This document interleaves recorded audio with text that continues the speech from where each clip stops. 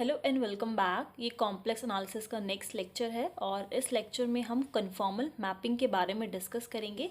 उससे पहले समझते हैं कि ट्रांसफॉर्मेशन या फिर और मैपिंग क्या होता है, देन आगे प्रोसीड करेंगे। चलिए स्टेटमेंट देखते हैं। The equations u is equals to u x y, v is equals to v x y, जहाँ पर u जो है x और y के फॉर्म में होगा, v जो है वो भी एक्स वाई की फॉर्म में होगा। ये एक ट्रांसफॉर्मेशन या फिर मैपिंग को डिफाइन करता है by means of which a correspondence between UV plane and x y plane can be established.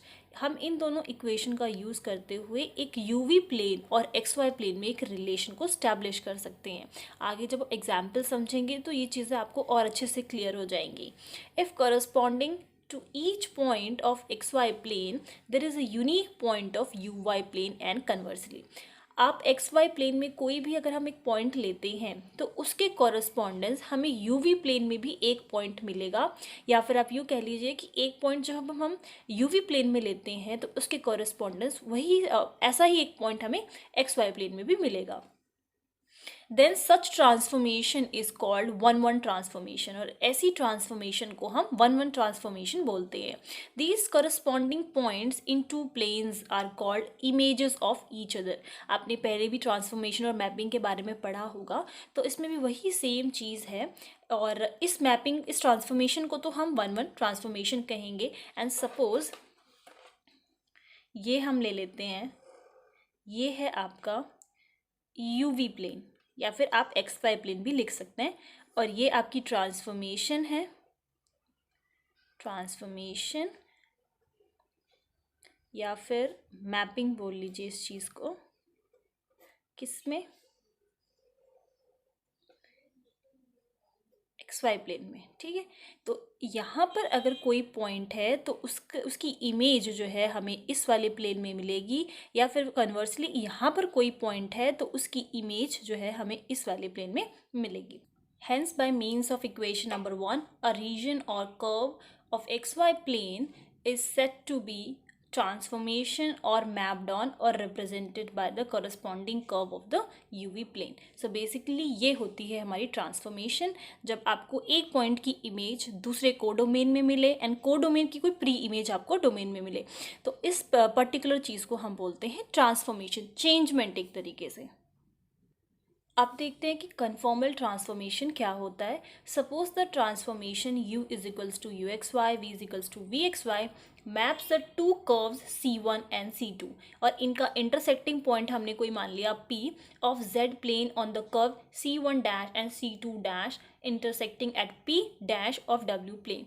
कोई भी कर्व यहाँ पर C1, ये हमारा XY प्लेन है, ये हमारा UV प्लेन है, जिसकी अभी हम लास्ट में ट्रांसफॉर्मेशन और मैपिंग डिस्कस कर रहे थे तो बात कर रहे थे। तो ये C1 एंड C2 कोई कर्व है जिसका इंटरसेक्टिंग पॉइंट हमने मान लिया P, एंड उसी तरीके से C1 dash and C2 dash हमारे टू कर्व्स हैं किसमें? यूवी प्लेन में, और इसका जो इंटरसेक्टिंग पॉइंट है उसको हमने मान लिया P डैश। ठीक है, अब if the angle between C1 and C2 at Z not, ये क्या है पॉइंट हमारा PZ नॉट, ये P डैश Z नॉट है। सो एंगल जो होता है, जो होगा C1 और C2 के बीच में का जो एंगल होगा, if it is equal to the angle between C1 dash and C2 dash at W not, sorry this is W not, then the transformation is called isogonal. अगर ये जो इन दोनों के बीच का एंगल है, अगर ये इक्वल है, तो इस ट्रांसफॉर्मेशन को हम क्या बोलेंगे? Isogonal. If the sense of rotation as well as the magnitude of the angle is preserved, the transformation is called conformal. अगर एंगल में आप इसको कन्फॉर्मल बोलेंगे। नेक्स्ट अब हम कुछ ट्रांसफॉर्मेशंस के बारे में डिस्कस करेंगे। सबसे फर्स्ट ट्रांसफॉर्मेशन हमारे पास है ट्रांसलेशन। इसको ग्राफ के थ्रू समझते हैं। यहाँ पर यूवी, ये एक्स वाई प्लेन है, ये यूवी प्लेन है। हमारे पास कुछ इक्वेशंस गिवन थी जिसका यूज़ करके हमने उसको प्लॉट किया है, और एक फिगर हमें मिला है, कर्व हमें मिला है domain region x y plane में। अब इनकी हेल्प से हम क्या करेंगे कि u एंड v की वैल्यूज़ निकालेंगे, देन उसको यूवी प्लेन में प्लॉट करेंगे। तो आप देख सकते हैं जो डोमेन का रीजन है वो एग्जैक्टली वैसा ही है, साइज़ में कोई भी चेंजमेंट नहीं है। बस जिसमें चेंज आया है, ये जो डोमेन है वो शिफ्ट होकर इस क्वाड्रेंट में आ गया है, रेस्ट इसकी साइज़ पे कोई फ़र्क नहीं पड़ा है। तो ऐसी ट्रांसफॉर्मेशंस को हम ट्रांसलेशन ट्रांसफॉर्मेशन कहते हैं। The map W is equals to Z plus beta corresponds to a translation, for by this transformation the figure in W plane is same as in the figure in Z plane with a different origin। तो figure exactly same है, बस जो उसकी position है वो shift हो गई है। इस टाइप की ट्रांसफॉर्मेशंस को हम ट्रांसलेशन ट्रांसफॉर्मेशन कहते हैं। नेक्स्ट यहाँ पर हमारे पास है रोटेशन।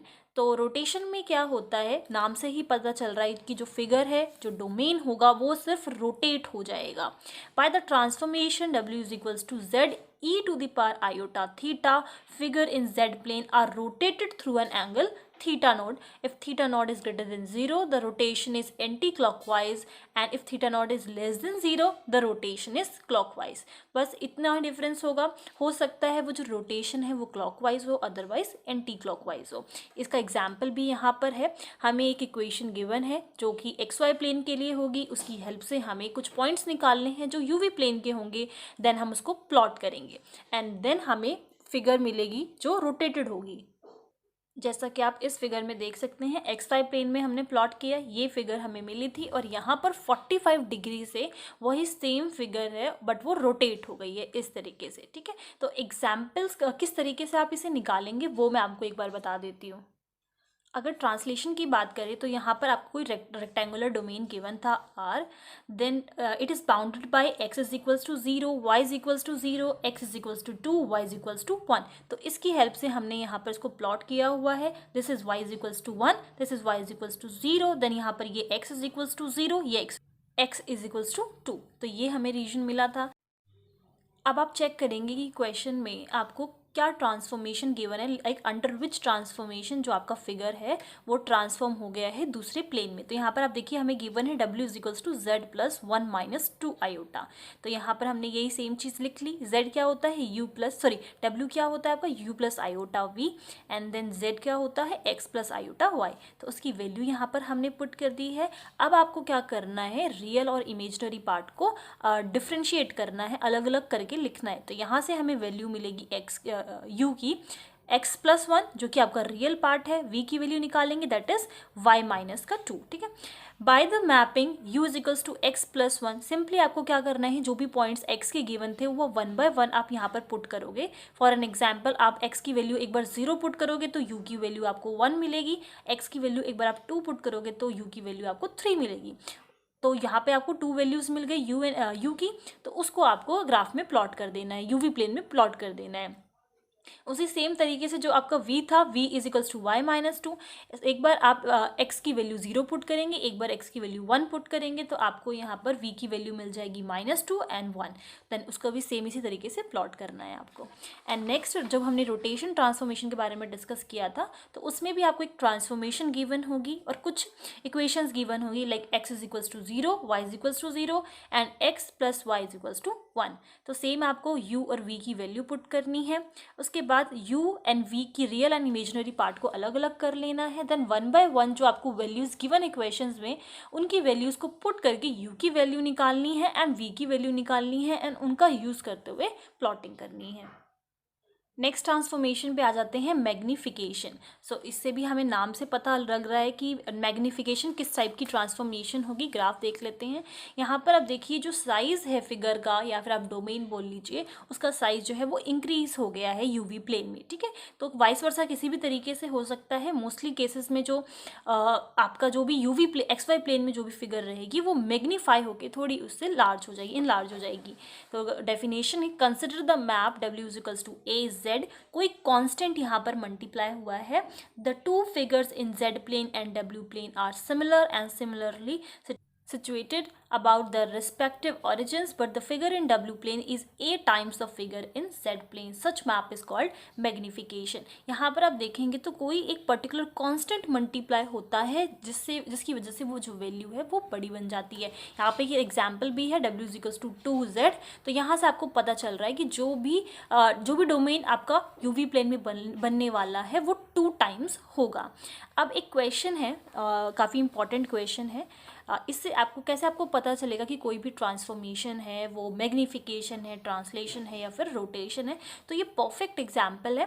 ट्रांसफॉर्मेशन की जो टाइप है वो गिवन है W is equals to AZ plus beta, और आपको ये बताना है कि ये ट्रांसफॉर्मेशन किस टाइप की होगी। तो आपको जो चीज़ें ध्यान देनी है वो ये, आप यहाँ पे देख सकते हैं, अगर कोई चीज़ मल्टीप्लाई होती है ठीक है। तो वो बताता है कि इससे आपको पता चलेगा कि जो आपका ट्रांसफॉर्मेशन है वो मैग्नीफिकेशन है, वो मैग्नीफाई हो जाएगा।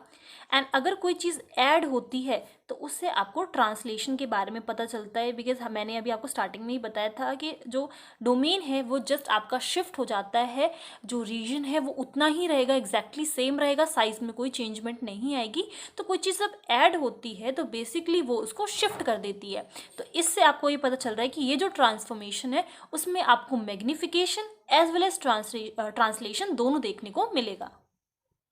नेक्स्ट ट्रांसफॉर्मेशन हमारे पास है inversion. By means of transformation W is equals to 1/z figure in z plane are mapped upon the reciprocal figures in W plane. तो यहाँ पे आप देख सकते हैं कि रेसिप्रोकल हमें मिलता है। इन्वर्जन में हम स्पेसिफिकली ऐसा कुछ नहीं बोल सकते कि जो फिगर हमें मिलेगा या जो डोमेन का रीजन हमें मिलेगा वो एग्जैक्टली UV प्लेन में वैसा ही होगा, इसमें हम कुछ नहीं बोल सकते। जस्ट जो फिगर है वो इन्वर्स हो जाएगी, जैसे कि यहाँ पर फिगर के थ्रू आप समझ सकते हैं। यहाँ पर आप देखेंगे XY प्लेन में कोई आपको एक स्ट्रिप मिल रही है, ये आपकी यहाँ पे फिक्स्ड स्ट्रिप नहीं है, ठीक है।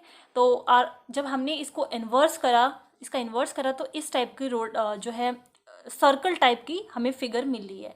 तो यहाँ पर आप कुछ नहीं बोल सकते कि जो साइज डबल होगा या शिफ्टिंग होगी या रोटेशन होगी। तो ऐसे ट्रांसफॉर्मेशन को हम बोलते हैं इन्वर्शन। जैसे यहाँ पे एक एग्जाम्पल भी है, W is equals to 1/z, और यहाँ पर रीजन जो है वो हमें गिवन है कि जो आपकी स्ट्रिप है वो y जो है वो लेस देन 1/2 होगी और ग्रेटर देन होगी 1/4। तो आप देखेंगे यहाँ पे हमें x के बारे में कुछ भी नहीं पता, तो x की जो x कुछ भी हो सकता है। तो ये स्ट्रिप जो है वो इनफिनाइट स्ट्रिप है, यहाँ पे क्वेश्चन में गिवन भी है कि ये जो स्ट्रिप है वो इनफाइनाइट है। जस्ट हमें y के बारे में पता है, तो y जो है यहाँ इस तरीके से बाउंडेड है। और जब हमने इसका यूज़ करते हुए ये जो आपको ट्रांसफॉर्मेशन गिवन थी उसमें आप वैल्यू पुट करेंगे, w की जगह u plus iota v and z की जगह x प्लस आयोटा y। यहाँ पे वो रैशनलाइज किया हुआ है, रैशनलाइज करके सॉल्व करेंगे तो इसी तरीके से आपको वैल्यूज़ मिलेंगी।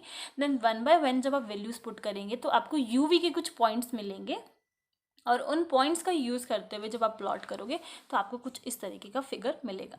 हम किसी और वीडियो में इन एग्जाम्पल्स को अच्छे से मैं आपको सॉल्व करके दिखा दूंगी। अगर स्पेसिफिकली आपको किसी में भी प्रॉब्लम है तो आप लोग मुझे कमेंट सेक्शन में बता सकते हैं, सो दैट मैं उसको पहले कवर करूँ। नेक्स्ट हमारे पास एक एग्जाम्पल है जिसमें rotation as well as magnification का ट्रांसफॉर्मेशन हमें देखने के लिए मिलेगा। तो यहाँ पर आप देखिए मैपिंग जो है वो है W is equals to ZE⁴ iota π/4√2। और इसका मैं अगर आपको डायरेक्टली एग्जाम्पल का जो सोल्यूशन है डायरेक्टली उसके ग्राफ दिखाऊं तो इस तरीके से है। आप देखेंगे कि ये डोमेन था आपका, तो वो एक पर्टिकुलर एंगल से शिफ्ट होकर इस तरीके से टिल्ट हो चुका है, तो ऑफकोर्स रोटेशन हुई है। अगर मैं साइज़ की बात करूं तो ये जो साइज़ है वो थोड़ा सा इससे बड़ा है, तो आपको ये भी पता चल रहा है कि जो ट्रांसफॉर्मेशन है उसमें मैग्निफिकेशन भी हुआ है। यहाँ पर आप देखेंगे तो एक तरीके से हमें पता लग जाता है कि रोटेशन जो है वो π/4 या फिर 45 डिग्री का होगा। √2 जो है मल्टीप्लाई हो रखा है एक कांस्टेंट, इससे आपको ये भी पता चल रहा है कि √2 टाइम्स जो है आपका जो डोमेन है वो इनलार्ज हुआ है। तो यहाँ पर ज़्यादा कुछ फ़र्क नहीं है रोटेशन साइज़ में इसके, तो ये आपका √2 टाइम्स जो है वो मैग्नीफाई हुआ है। तो कोई भी जो चीज़ कांस्टेंट जो मल्टीप्लाई होगा जो कांस्टेंट वो आपको बताएगा कि वो कितना इनलार्ज हुआ है। एंड ई की पावर ये आयोटा में जो ये एंगल होगा थीटा जो एंगल होगा वो आपको बताएगा कि जो आपका फिगर है डोमेन है वो कितने एंगल से टिल्ट हुआ है। तो डायरेक्टली जब आप सोल्यूशन करेंगे तो आपको ऑलरेडी आइडिया लग जाएगा कि किस तरीके से आपका फिगर बनने वाला है। आई होप इतना ट्रांसफॉर्मेशन के बारे में अभी तक मैंने जो आपको बताया वो सब क्लियर है। अगर फिर भी कोई आपको डाउट है तो आप लोग फ्री हैं पूछने के लिए, कमेंट सेक्शन में आप टाइप कर सकते हैं। And thanks for watching.